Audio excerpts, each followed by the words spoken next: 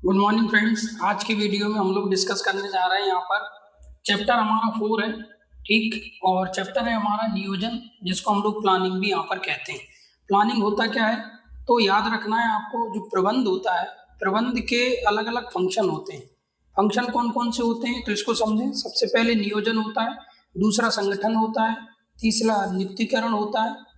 उसके बाद में हम लोग लोगों को काम देते हैं, काम देने के बाद में उसका क्या होता है, निर्देशन होता है, ठीक। निर्देशन के बाद में उसे क्या करा जाता है, यहाँ पर उसका समन्वय करा जाता है, ठीक। कंट्रोलिंग करी जाती है। तो सबसे पहले नियोजन होता है, नियोजन में प्लानिंग करी जाती है। पूरे बिजनेस के अंदर हमें क्या काम करना है, क्या उद्देश्य हमारे, उनको पूरा करने के लिए। और फिर उसके बाद में संगठन तैयार किया जाता है। संगठन में क्या होता है, लोगों का ग्रुप आता है, लोगों का काम करने के तरीकों का ग्रुप आता है, विधियों का ग्रुप आता है, पैसे का ग्रुप आता है, पूंजी को इकट्ठा करते हैं, तो उसको हम लोग संगठन बोलते हैं। संगठन के बाद में फिर लोगों को काम दिया जाता है उनकी क्वालिटी के हिसाब से, तो उसे हम लोग नियुक्तिकरण बोलते हैं। नियुक्ति करने के बाद क्या काम हो जाएगा, क्या नहीं होगा, तो उसके लिए भी क्या किया जाएगा, काम दे दिया है, नियुक्ति कर दी, उसके बाद भी उन्हें निर्देश देना पड़ेगा, तो निर्देशन आ जाएगा नेक्स्ट। निर्देशन के बाद भी क्या काम हो जाएगा, क्या जो हमारा उद्देश्य निर्धारित करा है वो पूरा हो जाएगा, नहीं होगा, टाइम टू टाइम उन्हें कंट्रोल भी करना पड़ेगा, जिसको हम नियंत्रण बोलते हैं। तो ऐसे करके प्रबंध के कार्य होते हैं। सबसे पहले होता है नियोजन, फिर संगठन, फिर नियुक्तिकरण, नियुक्ति करने के बाद निर्देशन, निर्देश दिए जाएंगे, निर्देशन के बाद उन्हें क्या किया जाएगा, कंट्रोल किया जाएगा। और लास्ट में हम चाहें तो एक फंक्शन और आता है, कंट्रोल करने के साथ में फिर उसे समन्वय भी किया जाता है, जिसे हम कोऑर्डिनेशन बोलते हैं, ठीक। तो एक एक करके हम इसको समझ रहे हैं। तो ऐसे करके प्रबंध के अलग अलग फंक्शन होते हैं। जो जो इतने फंक्शन बताए, सबके ऊपर एक एक चैप्टर बना है 12th क्लास में। तो इसमें हम लोग पहला चैप्टर जो है वो कर रहे हैं नियोजन का। और जो व्यवसायिक अध्ययन है, बिजनेस मैनेजमेंट, उसके हिसाब से ये चैप्टर 4 है। और वैसे प्रबंध के हिसाब से ये देखा जाए तो प्रबंध का पहला फंक्शन ही क्या होता है, नियोजन। एक एक मार्क्स में क्वेश्चन भी आता है कि प्रबंध का प्राथमिक कार्य कौन सा है, तो प्राथमिक कार्य नियोजन है। यहाँ पर कोई काम नहीं करना पड़ता हमें नियोजन में, यहाँ पे हम लोगों को माइंड से दिमाग लगाना पड़ती है, ठीक है। इसलिए इसको बौद्धिक प्रक्रिया यहाँ पर भी बोला गया है। तो इसको समझते हैं हम थोड़ा। नियोजन प्रबंध का प्रमुख एवं प्राथमिक कार्य है। प्रमुख मतलब बहुत जरूरी है, इसके बिना आप नियोजन के बिना आगे बढ़ ही नहीं सकते। बिना नियोजन के ना तो संगठन बना पाओगे, ना लक्ष्य निर्धारित कर पाओगे। इसके बाद प्राथमिक कार्य, क्योंकि पहला है, इसी के साथ साथ प्रबंध के कार्य चालू होते हैं। नियोजन की प्रक्रिया में यह तय किया जाता है। अब इसके बाद वो है, बहुत ध्यान से सुनना है। नियोजन क्या होता है, यह एक प्रक्रिया है जिसमें क्या किया जाता है, यहाँ पर डिसाइड करा जाता है कि हमें क्या करना है, कैसे करना है, कहाँ करना है। जगह भी डिसाइड नियोजन के अंदर ही कर दी जाती है। नियोजन में बहुत बाल की खाल निकाल के डिसीजन लिए जाते हैं कि हमें क्या काम करना है, क्या हमारा लक्ष्य है। उसके बाद में उसे कैसे करना है, मतलब उसको लक्ष्य को प्राप्त करने के तरीके क्या होंगे, ठीक। वो तरीके भी डिसाइड कर लिए जाते हैं नियोजन के अंदर ही। फिर उसके बाद में कहाँ करना है, कि वो उसका लक्ष्य को निर्धारित कर लिया, अब उसको अंजाम कहाँ दोगे तो वो भी डिसाइड कर लिया जाएगा। कब करना है तो समय निर्धारित कर दिया जाएगा, कब से स्टार्ट करना है, कब खत्म करना है, कितनी देर तक प्रक्रिया चलेगी, तब जाके हमारा जो है नियोजन में जो लक्ष्य हमने निर्धारित करा है उसको हम पूरा कर पाएंगे। तो वो डिसाइड कर लिया जाएगा। इसके बाद कौन करेगा, तो सबके काम यहाँ पर बांट दिए जाएंगे, डिसाइड कर दिए जाएंगे, ठीक है। नियोजन के अंदर ही कब कौन से काम को कौन बंदा करेगा, सारी बातों का जो जवाब दिया जाएगा वो यहाँ पर हम लोग नियोजन के चैप्टर के अंदर ही दिया जाएगा, ठीक। उसके बाद हम एक एक करके इसको समझ रहे हैं। सबसे पहले तो नियोजन की विशेषता पढ़ रहे हैं कि नियोजन की विशेषता क्या होती है, क्योंकि जब तक हम विशेषता नहीं समझेंगे कि तो नियोजन समझ में नहीं आएगा नियोजन होता क्या है। तो सबसे पहले तो नियोजन एक उद्देश्यपूर्ण प्रक्रिया है। क्या है ये, प्रक्रिया है। प्रक्रिया क्या होता है, प्रक्रिया होता है जब कोई काम स्टेप बाय स्टेप चलता है, एक एक स्टेप, 1 2 3 4 5, ठीक। तो उसको हम प्रक्रिया बोलते हैं, जिसमें एक को आगे पीछे नहीं कर सकते हम, स्टेप बाय स्टेप चलता है, तो उसको हम लोग प्रक्रिया बोलते हैं। तो ऐसे नियोजन भी क्या है, एक प्रक्रिया है। और कैसी प्रक्रिया है, उद्देश्यपूर्ण, मतलब एक ऐसी प्रक्रिया है जिसमें हम लोग आगे बढ़ते हैं और कहीं ना कहीं किसी उद्देश्य को लेकर चलते हैं, इसलिए यहाँ पर बोला कि नियोजन एक उद्देश्यपूर्ण प्रक्रिया है। दूसरा है प्रबंध का प्रमुख कार्य है। अब प्रबंध का प्रमुख कार्य क्या है, प्रबंध के अलग अलग कार्य होते हैं, जैसे नियोजन, संगठन, नियुक्तिकरण, निर्देशन, नियंत्रण और समन्वय। तो इनमें सबसे प्रमुख कार्य कौन है, नियोजन है। क्यों, क्योंकि संगठन के बारे में, संगठन कैसे बनेगा, कितना बड़ा बनेगा, कितने लोगों की जरूरत है, ये भी डिसीजन नियोजन के अंदर ही लिए जाएंगे। नियुक्ति किसकी करोगे तो नियुक्ति के डिसीजन भी किसके अंदर लिए जाएंगे, नियोजन के अंदर ही लिए जाएंगे। नियंत्रण की तकनीकें क्या होंगी, कैसे नियंत्रण करोगे, तो वो डिसीजन भी नियोजन के अंदर ही लिया जाएगा। तो नियोजन में हम बैठ के क्या करते हैं कि जितने भी नियोजन के बाद के जो कार्य होते हैं, फंक्शन होते हैं, उनके बारे में भी प्रक्रिया यहीं पर बना ली जाती है।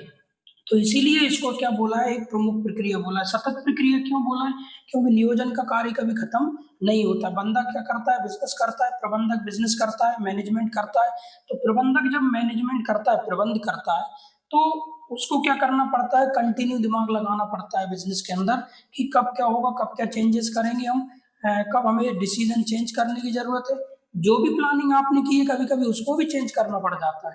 तो ऐसी कंडीशन में क्या होता है, सतत प्रक्रिया है, मतलब लगातार दिमाग हमें लगाना पड़ती है, नियोजन करते रहना पड़ती है, ठीक। और जो नियोजन करा है वो पूरे साल दर साल चलता रहता है।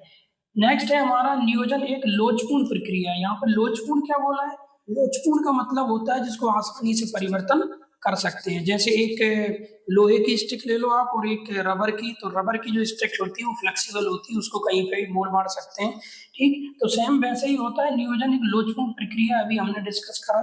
यदि हमारे लक्ष्य, हमें लगता है कि बिजनेस में कुछ परिवर्तन हुए हैं, ठीक, तो उस कंडीशन में हमें अपने नियोजन को भी बदलना पड़ेगा। जो प्लानिंग पहले की थी अब वो काम नहीं कर पाएगी, तो ऐसी कंडीशन में हमें उसे बदलना पड़ता है साल के बीच में। तो इसलिए इसे क्या बोला गया है, नियोजन क्या है, एक लोचपूर्ण प्रक्रिया, मतलब परिवर्तनशील प्रक्रिया। नियोजन सर्वव्यापक क्यों बोला है, क्योंकि नियोजन जो किया जाता है वो संगठन के अंदर भी मौजूद रहता है, नियंत्रण जब हम करते हैं वहां भी रहता है, निर्देशन जब करते हैं तो वहां पर भी रहता है, और जब भी हम लोग समन्वय करते हैं, लोगों को अपॉइंट करते हैं काम पे उनको, ठीक है, तो उसमें वहां पर भी हमें ये जरूरी होता है। इसलिए ये क्या है, सर्वव्यापक है। और सर्वव्यापक इसलिए और भी बोला है यहाँ पर इसको, क्योंकि ये केवल बिजनेस के अंदर ही नहीं होता, हमारे जो भी एजुकेशन का बिजनेस है उसमें भी नियोजन की जरूरत होती है, पुलिस डिपार्टमेंट होगा वहां पर भी नियोजन की जरूरत होती है, पॉलिटिक्स होगी वहां पर भी नियोजन की जरूरत, इसलिए सर्वव्यापक प्रक्रिया है, ठीक। और लोचपूर्ण है, उद्देश्यपूर्ण है, किसी उद्देश्य को लेकर चला जाता है। नियोजन में हम लोग कोई उद्देश्य निर्धारित करते हैं उसके बाद ही नियोजन करा जाता है, बिना उद्देश्य निर्धारित करे नियोजन नहीं करा जा सकता, ठीक। उसके बाद होता है नियोजन एक मानसिक प्रक्रिया है। आप चाहो तो इसको फर्स्ट पॉइंट में लिख सकते हो, नियोजन एक मानसिक प्रक्रिया है। क्यों, क्योंकि इसमें दिमाग लगाया जाता है, यहाँ हाथ पैरों से काम नहीं करा जाता। ये एक पूरा का पूरा मेंटल वर्क है, मेंटल प्रोसेस है, माइंड की एक्टिविटी है, मस्तिष्क क्रिया है, बौद्धिक क्रिया है, दिमाग के द्वारा इसको अंजाम दिया जाता है। नियोजन के अंदर बैठ के दिमाग के घोड़े दौड़ाए जाते हैं, ठीक है, हाथ पैरों से यहाँ पर कोई काम नहीं किया जाता है, ठीक। नेक्स्ट हम क्वेश्चन की बात कर रहे हैं, यहाँ पर क्वेश्चन है हमारा नियोजन के महत्व और लाभ क्या होते हैं। तो नियोजन से हमें कुछ फायदे होते हैं बिजनेस के अंदर, पहला काम है तो काफी सारे फायदे होते हैं। नियोजन नहीं करोगे तो बिजनेस के प्रबंध के आगे के कोई भी काम नहीं होंगे। जैसे अभी मैंने डिस्कस करा है, नियोजन, संगठन, नियुक्तिकरण, किसी प्रकार का काम नहीं होगा। तो सबसे पहले जो जोखिम होती है बिजनेस में उनको ही कम कर देता है, खत्म तो नहीं कर सकता, क्योंकि कुछ जोखिम ऐसी होती है जो कि बिजनेस में आ जाती है और हमारा कंट्रोल नहीं रहता। जैसे गवर्नमेंट ने कुछ डिसीजन ले लिया, बिजनेस को बंद कर दिया, या फिर कुछ कंट्रोल लगा दिए, तो इस तरीके का कुछ कानून ने कुछ डिसीजन ले लिया हमारे बिजनेस से रिलेटेड, तो हमें उसको फॉलो करना पड़ेगा, ठीक। तो जोखिमों को खत्म तो नहीं कर सकता, कुछ को खत्म कर देता है जो कंट्रोल में, लेकिन कुछ को नहीं कर सकता, इसलिए उसने कम वर्ड यूज करा है कि जोखिम को ही कम कर देता है। यदि हम अच्छे से प्लानिंग करेंगे तो लगता है बिजनेस में कि बिना प्लानिंग के यदि हम कोई काम करते हैं, उद्देश्य को लेके चलते हैं व्यापार में, तो कभी कभी क्या होता है उसको हम पूरा नहीं कर पाते, या फिर कुछ प्रॉब्लम उसमें आ जाती है, कुछ जोखिम रहती है बिजनेस के अंदर, तो उनको यदि लेकिन प्लानिंग से करा है तो वो जोखिमों को वो क्या कर सकता है, कम कर सकता है। और यदि आपने प्लानिंग नहीं की तो हो सकता है कुछ और भी जोखिम है आपके बिजनेस के अंदर आपको आ जाए, जिनको कि आप अच्छा दिमाग लगा के उसको सॉर्ट आउट कर सकते थे, पर आपने नहीं किया, तो इसलिए नियोजन जरूरी है। उसके बाद उद्देश्य प्राप्ति, पहला पॉइंट भी लिख सकते थे आप इसको, क्यों, क्योंकि नियोजन का पहला काम, प्रबंध का पहला काम नियोजन है, और नियोजन का भी पहला काम जो है वो है उद्देश्य निर्धारित करना। इसलिए यहाँ पे भी हम लोग देखेंगे नियोजन की प्रक्रिया में, तो आप पहला पॉइंट इसको भी लिख सकते थे, तो उद्देश्य प्राप्ति का एक साधन है ये, तो उद्देश्यों को प्राप्त किया जा सकता है नियोजन के अंदर। उसके बाद यहाँ पर समन्वय करना आसान हो जाता है। जब भी हम लोग नियोजन करते हैं, समन्वय को इंग्लिश में कोऑर्डिनेशन बोला जाता है। कोऑर्डिनेशन क्या होता है? कोऑर्डिनेशन होता है जब प्लस माइनस को साथ में लेके चला जाता है। मतलब ये है कि पहले तो हम लोग क्या करें, थपेड़ मार दें, ठीक, और बाद में फिर थोड़ा प्यार से उसको सहला के काम करवाएं। तो ये दोनों को जब साथ में रखा जाता है तो उसी को ही क्या बोला जाता है? समन्वय बोला जाता है। घर में बड़ा यूज होता है, ठीक है ना। दो लोग हैं, मम्मी पापा, तो एक सख्त होते हैं और दूसरा थोड़ा पॉजिटिव, थोड़ा प्यार से टेकल करता है किसी भी बच्चे को, तो उस तरीके से काम चलता रहता है घर में, ठीक है। तो वहां पे वो समन्वय, घर जो हमारा रहता है वो समन्वय का एक बहुत अच्छा उदाहरण है, ठीक है। जहाँ पर एक सख्त होता है तो दूसरा प्यार से काम करता है, इसीलिए वहां पर काम चल जाता है। तो समन्वय बिजनेस में भी बहुत जरूरी होता है। कर्मचारियों को थोड़ा सख्ती से काम भी करवाया जाता है और हमेशा सख्ती भी नहीं रखी जाती, थोड़ा प्यार से भी उन्हें टैकल करा जाता है। तो यहाँ पर क्या होता है, समन्वय नियोजन के अंदर ही निर्धारित कर दिया जाता है हम किस तरीके से, कब हम सख्ती से काम लेंगे कर्मचारी से और कब हम प्यार से पेश आएंगे। तो नियोजन के अंदर बैठ के सारी चीजें सोची जाती हैं। उसके बाद प्रबंध की क्षमता का विकास होता है। यदि जो प्रबंधक रहेगा, प्रबंधकर्ता कौन है, तो आपको ये समझना है। एक होता है यहाँ पर प्रबंध, और प्रबंध को करने वाला जो होता है उसे प्रबंधक बोलेंगे, दोनों अलग अलग है। और ये जो प्रबंधक रहेगा, ये जब प्रबंध करेगा तो उसके लिए क्या होगा, उसके पास प्रबंध की जानकारी होना चाहिए, प्रबंध का उसको सिद्धांतों का ज्ञान होना चाहिए, नियोजन कैसे करना है, प्लानिंग करना आना चाहिए, ठीक है। तो ही वो एक अच्छा प्रबंधक बन सकता है।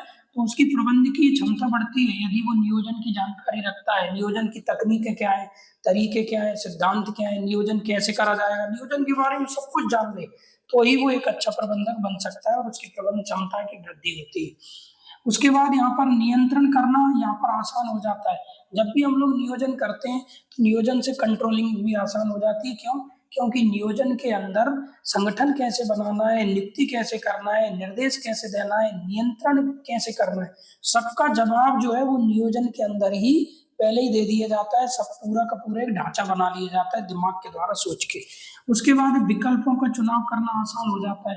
नियोजन जो भी करता है, प्लानिंग करते हैं जब हम, तो सारे विकल्प भी तैयार कर लिए जाते हैं कि यदि हम इस तरीके से जाके लक्ष्य को पूर्ति नहीं कर पाएंगे तो हमारे पास दूसरी वैकल्पिक योजना कौन सी है, तो इसके बारे में भी पहले ही निर्धारित कर लिया जाता है, वैकल्पिक योजना के बारे में, ठीक है। और आपने नियोजन नहीं करा तो आप ये पहली जो योजना है हो सकता है वो ठीक से ना कर पाओ, वैकल्पिक योजना की तो बात ही खत्म हो गई। तो इसलिए ये ध्यान दिया जाता है कि नियोजन से हमें ये फायदा हो जाता है कि जोखिम में कम कर देता है, ये उद्देश्यों तक पहुंचा देता है। बस नियोजन कराए, प्लानिंग अच्छी करिए तो समन्वय आसान हो जाता है, हमारी प्रबंध की क्षमता का विकास करता है, नियंत्रण करना आसान हो जाता है, कंट्रोलिंग आसान हो जाती है इससे। क्योंकि पहले से ही यदि आप सोच के चलोगे तो आप कंट्रोल अच्छा कर लोगे, और यदि आप प्लानिंग अच्छी नहीं की या सोचा नहीं आपने, तो फिर क्या होगा, बाद में आपको कंट्रोल करने के लिए नए नए तरीके बाद में सोचना पड़ेंगे, तब तक टाइम इतना बिजनेस में नहीं रहता है। तो सारी बातें पहले ही सोची जाती हैं कि हम नियंत्रण कैसे करेंगे। उसके बाद विकल्पों का चॉइस। नेक्स्ट है हमारा यहाँ पर नियोजन की प्रक्रिया। नियोजन को और अच्छे से यदि समझना है तो नियोजन की प्रक्रिया को समझना पड़ेगा। अभी मैंने बताया आपको प्रक्रिया क्या होता है। प्रक्रिया होती है जब एक स्टेप बाय स्टेप कोई काम करते हैं हम, तो उसको हम लोग प्रक्रिया बोलते हैं। किसी भी काम को करने की जो एक एक स्टेप बाय स्टेप, सीढ़ी दर सीढ़ी जो प्रोसेस होती है उसको हम प्रक्रिया बोलते हैं।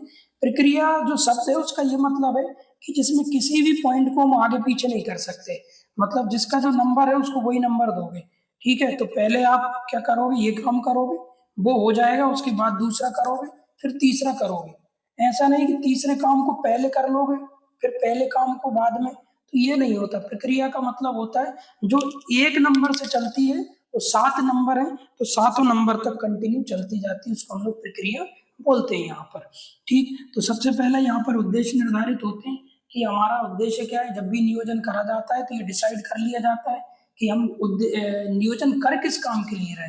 तो सबसे पहले नियोजन के अंदर गोल सेट करे जाते हैं कि हमारा गोल क्या है, हमारा टारगेट क्या है, और उसको अचीव करने के लिए क्या क्या काम करने पड़ेंगे, कितने लोगों की जरूरत होगी।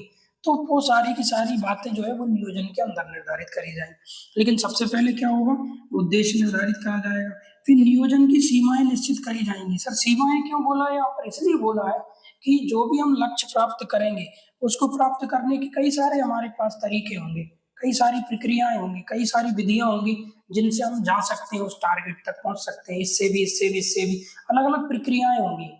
ठीक है, अलग-अलग रास्ते होंगे, एक तरीके से ऐसा बोल सकते हैं, ठीक? तो उनकी सीमाएँ निर्धारित कर दी जाएँगी कि हमारे पास किन-किन तरीकों से पहुँचाया जाए। ये सीमाओं की वजह से समझ में नहीं आ रहा है इसका मतलब अभी बस आप इतना समझो कि उद्देश्य तक पहुँचने के लिए जिन तरीकों का उपयोग करा जाएगा, कितने ऑल पॉसिबल तरीके हैं, वो सारे सोच लिए जाएँगे, उस लिमिट तक। तो उसको बोला जाएगा नियोजन की सीमाएँ, ठीक? निश्चित कर दी जाएँगी कि कहाँ-कहाँ तक हम नियोजन कर सकते हैं, सब कुछ सोच लिया जाएगा। उसके बाद वैकल्पिक विधि, उनमें से क्या होगा, काम करने की अलग-अलग प्रक्रियाएँ होंगी, तो उनमें से वैकल्पिक विधि का भी चयन कर लिया जाएगा। मतलब विधि मतलब कोई प्रक्रिया है कि उस लक्ष्य तक पहुँचने के लिए हमें अलग-अलग प्रक्रियाएँ हैं, उनसे जाना पड़ेगा, तो फिर उन रास्तों से जाना पड़ेगा, तो वो रास्ते कौन-कौन से हैं, तो उनके बारे में डिसाइड करा जाएगा और उसमें से फिर सर्वोत्तम विधि का चयन कर लिया जाएगा, उनमें से सबसे अच्छी विधि कौन-सी है? सर सबसे अच्छी विधि कैसे चुनी जाएगी? तो देखा जाएगा जिस विधि से खर्चा कम हो रहा हो, जिससे जोखिम कम पड़ रही हो और बिज़नेस नियत समय अवधि या समय से पहले हम अपने लक्ष्य तक पहुँच पा रहे हों, ठीक है? तो मितव्ययिता के साथ मतलब बिना ज़्यादा खर्च करें, ठीक? और बिना समय गँवाए, तो ऐसी कोई विधि का हम चयन करेंगे जिसमें पैसे का कम खर्च हो रहा हो और हम लक्ष्य तक पहुँच रहे हों और जिसमें हमारे लक्ष्य तक पहुँचने में कोई समस्या ना हो या जहाँ पर जोखिम ज़्यादा ना हो, तो सर्वोत्तम विधि चुन ली जाएगी। उसके बाद अन्य योजना ज़रूर बनाई जाएगी। अन्य योजना सर क्या है कि यदि हम इस विधि से गए या इस प्रक्रिया से गए या इस रास्ते से गए और लक्ष्य तक नहीं पहुँच पाए, तो फिर हम अपने आप को चेंज करके दूसरी कौन-सी विधि तुरंत यूज़ कर लोगे। वहाँ पे विधि या प्लानिंग या प्रक्रिया जो लक्ष्य के लिए वैकल्पिक विधि बनाने का समय नहीं रहेगा। तो आप क्या करोगे, उसमें सर्वोत्तम विधि जो आपने चयन की है, उससे भी लक्ष्य तक पहुँच नहीं पा रहा है, कुछ प्रॉब्लम है, तो आप क्या कर सकते हो, एक अन्य योजना, वैकल्पिक योजना, एक साइड में एक योजना आपको बना के रखना पड़ेगी। देन इसके बाद में आता है विधि का क्रियान्वयन करना। अब योजना आपने डिसाइड कर ली, जो आपने सर्वोत्तम विधि चुनी है, उस विधि से आप काम को करोगे, प्रैक्टिकल करोगे अब आप। अभी तक आप दिमाग में सोच रहे थे बस, अब यहाँ से प्रैक्टिकल होगा, ठीक? जो भी योजना बनाई है उसका क्रियान्वयन होगा, ठीक है? वर्किंग कंडीशन में हम उसको लेके जाएँगे, धरातल पर उतारेंगे उसको। इसके बाद क्या होगा, विधि का क्रियान्वयन के बाद समीक्षा और अनुवर्तन दोनों, मतलब दोनों का एक ही है कि जब वो विधि का हम जब क्रियान्वयन करेंगे, तो समय-समय पर उसकी समीक्षा की जाएगी, नापा-तोला जाएगा, उसे देखा जाएगा, परखा जाएगा कि ये प्रक्रिया जो विधि है वो सही से चल रही है कि नहीं, कहाँ तक पहुँच चुके हैं हम, लक्ष्य कितना और दूर है। ऐसे इसके बारे में पूरा का पूरा एक एनालाइज़ समय-समय पे हम करते चलेंगे साथ-साथ में, तो उसी को यहाँ पर समीक्षा या अनुवर्तन बोला जाता है। तो आज की वीडियो में हमने ये डिस्कस करा है कि नियोजन में यहाँ पर नियोजन की प्रक्रिया, नियोजन का लाभ और अर्थ। नेक्स्ट वीडियो में हम लोग डिस्कस करेंगे नियोजन से रिलेटेड अगले टॉपिक। तो आपको क्या करना है, यहाँ पर वीडियो फर्स्ट है, जब भी आप नेक्स्ट वीडियो ढूंढोगे तो उसमें थंबनेल में या फिर इसमें वीडियो फर्स्ट सेकंड ऐसा नंबर दिया रहेगा। थैंक यू वेरी मच और चैनल को शेयर एंड सब्सक्राइब जरूर करें।